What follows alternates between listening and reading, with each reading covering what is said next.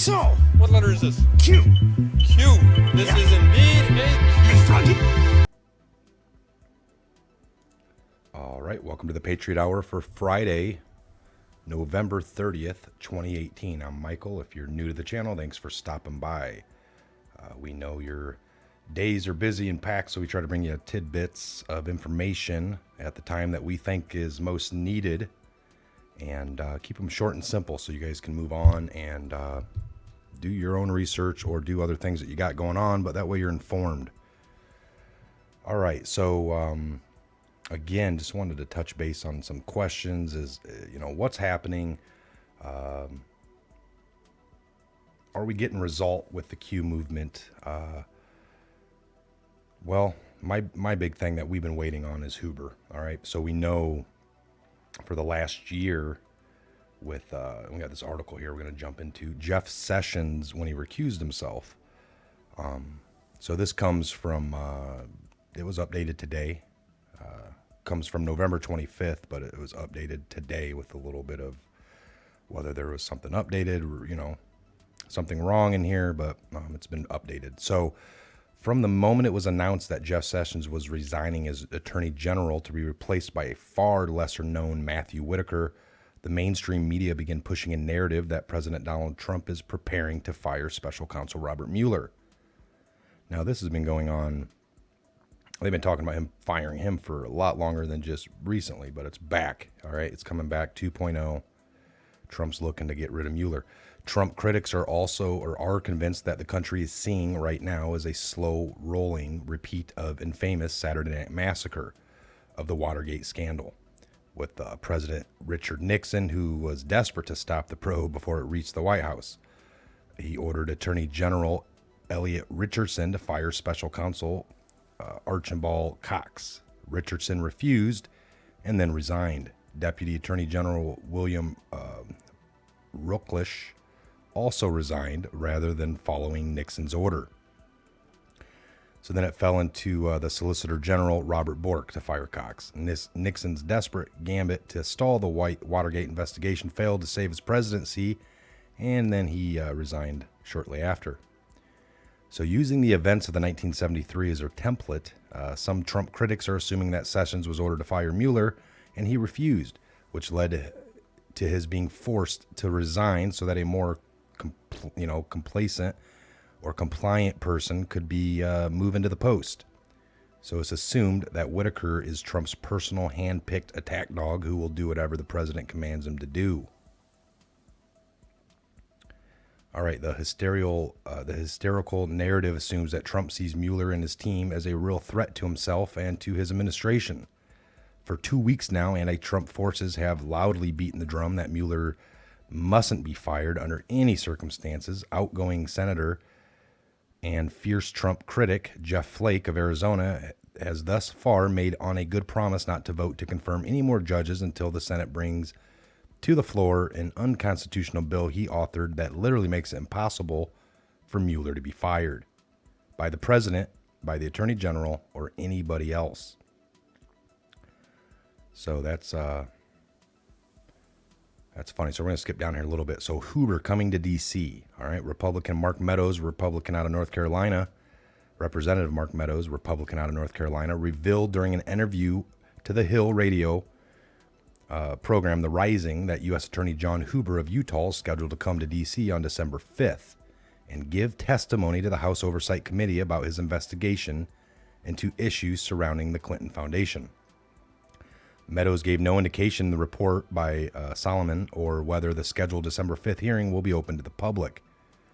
Huber first came to the national attention in March when then Attorney General Sessions revealed in a letter to Congress that Huber was leading a team of U.S. attorneys that was working in tandem with the Department of Justice, DOJ, Inspector General Michael E. Horowitz on several key investigations. All right, several. So Horowitz and Huber's team of crack investigators, 470 plus, and U.S. attorneys have spent more than a year and a half slowly and painstakingly working their way backwards through the Spygate maze.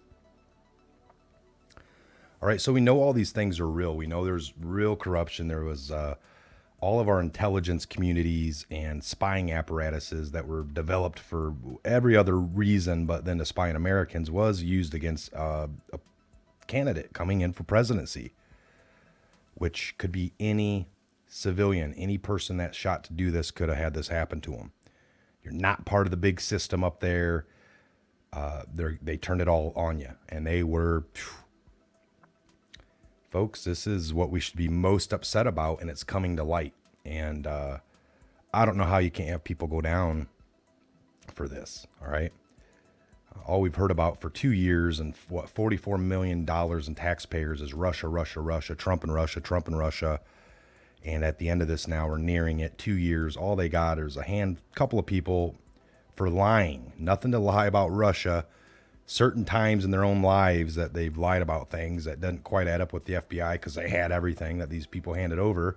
And then they used everything that they had and asked them certain questions to get them hemmed up in lies because they didn't want to get to the end of this 2 years with nothing. So you're already hearing it out there. People are like, well, didn't this, wasn't a waste. It was 2 years, but we got 3, 4 people going to jail and they get hemmed up on some federal felony charges to do with Russia. And you're like, well, nothing to do with Russia, but it gets real. And they're banking on the fact that people just take that there's people arrested and, oh, okay, it worked out. They got what they needed. The main thing was to get Trump. He colluded. That's all we heard about. So the Steele dossier, again, that was, it's been long alleged by the Republican members of the investigative committee, such as Representative Devin Nunes, Republican out of California. That's always a tongue twister to me. And after aforementioned Meadows, that they were key omissions and deliberate misrepresentations in that warrant, most of which revolve around what has come to be called the Steele dossier, after its creator, former MI6 intelligence agent Christopher Steele. And we heard this from Dan Bongingo the other day, his book, Spygate. I think that's the name of it. It just goes in and out of all this, folks. It really does. It ties everything together. All these people been working together for years. All of them should have recused themselves, but none of them do. But they want, Trump or somebody close to him to, they're screaming recusal. But not when it comes to them and their investigations. So this is a good read here. I'll put this down below for sure. All right, I don't know if I'm getting a low battery here. I might be, but we'll keep going until I don't hear myself anymore. And so now Huber's coming to D.C. on the 5th to discuss some of what Horowitz and him have found in their investigation. Was the Clinton Foundation involved in any money laundering that went on? We will soon know. All right, Foley, ponder that for a minute, that there's no way that the top of the CIA, DOJ, and FBI, people involved in setting up the Crossfire Hurricane operation to try to entrap the Trump campaign, didn't know the evidence they were presenting to the FICIT came straight from Clinton, who paid for Fusion GPS handsomely for its invention. The Russia collusion wasn't real, and they all knew it from the start. This has been, as the president repeatedly has claimed, a witch hunt. So kind of read that backwards, but that's huge, folks. This was their plan B or C. They scrambled. They were real sloppy. They never thought she would lose, and they thought after she got in, they'd appoint whoever, and all this stuff would be buried for the rest of its life, for all their lives. If it ever came out, it'd be way down the road. But nope, they lost. Everything fell apart. Lots of people resigned because of the fear. And now we're nearing the end of all this. So it's going to be an interesting early December here. And that's some of what we're waiting on. Keep your eyes open on that, folks, and pay attention. We got Trump retweeting things. Why do you do that? Is it all just a big coincidence? It all sounds good. Of course it does, but we want it to be legit and these people to go down. That's what we're all waiting on, right? So let's, this administration really plays well. They don't leak. They're letting investigations happen and not leaking it to the media.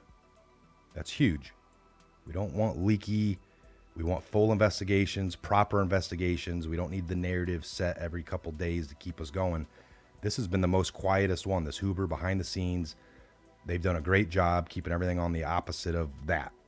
I mean, even to the point where politicians are screaming things that doesn't even make sense because they know that that was going on. Was that their job, or are they really that moronic?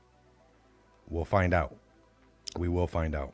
So, all right, again, I'm Mike. This is a Patriot Hour. God bless, Godspeed to each and every one of you worldwide. Thanks for stopping by. Please subscribe, toggle the switch, hit the bell. After you subscribe, ring the bell, and then toggle that switch to work with you so you don't miss any updates as we put them out. All right, we already have enough shadow ban going on and people claiming that they're not getting the alerts anymore. So check it out. Make sure you didn't get unsubscribed. They play the game sometimes. Again, I'm Michael. Have a blessed day. Godspeed, each and every one of you worldwide. And we'll see you back here real soon on the next Patriot Hour update.